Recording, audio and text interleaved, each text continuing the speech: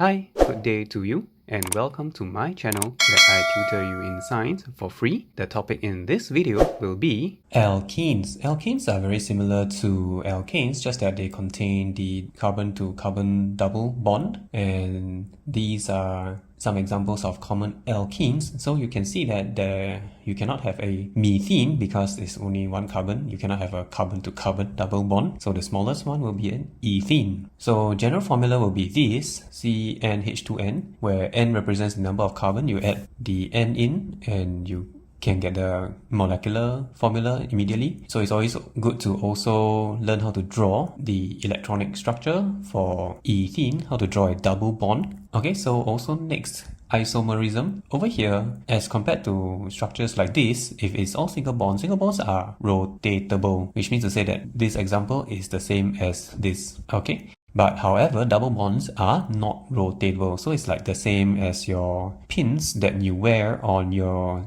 uniform or your accessories. If you have a double pin, that pin cannot be rotated. So it's the same concept over here. And usually they can be drawn with the double bond being the center of the molecule. So it's easier to understand the isomerism. So this is one example. This is also another example. They are different molecules, but they have the same molecular formula. Therefore, they are isomers. So they are manufactured by cracking. Cracking is obtained when petroleum or crude oil is broken down into smaller molecules due to the higher demand and the usefulness of small fractions. So the conditions required are catalysts and high temperature. So aluminum oxide, silicon oxide, 600 degrees, and there's no particular formula or chemical reaction to remember. Just have to take the long one and you just have to do simple arithmetic to minus off the given one to find whatever that you want. So sometimes hydrogen gas can also be produced, which will be used for the Haber process for producing ammonia. Like mentioned earlier, cracking is used to produce smaller hydrocarbons like petrol, which is more useful for the market demands,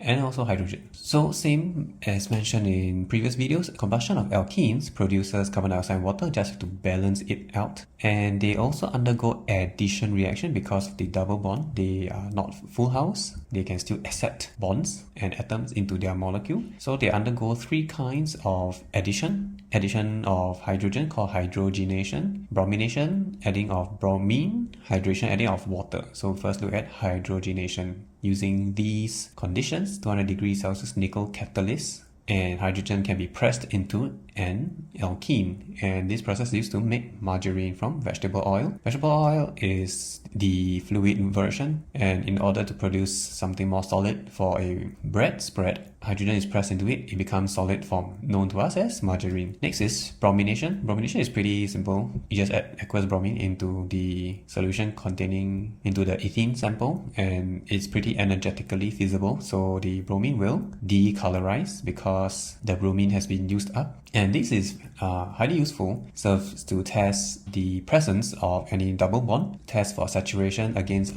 saturated compounds against unsaturated compounds. Questions like to ask this, usually to differentiate alkanes and alkenes. So next will be hydration, adding of steam, and it will be this conditions: phosphoric 5 acid as the catalyst and 300 degrees Celsius 60 atm pressure. Once water molecule is added, it becomes an alcohol because of the OH molecule functional group, which we'll be covering in the next video. So these are some similarities and differences for alkanes and alkenes. You can pause the video to take a look at it. So next we go on to fats. Fats are made up of long chain hydrocarbons. It's similar to something like petrol and things like that. A lot of energy is stored in the numerous number of bonds that they have because it's a large molecule. And because of the double bonds, carbon-carbon double bonds, the long chain molecule becomes crooked. They don't pack neatly. Therefore, it's more fluid and they become oils. They are named oils instead. And if the molecule has more than one carbon-carbon double bond, it's called polyunsaturated. So differences between fats and oils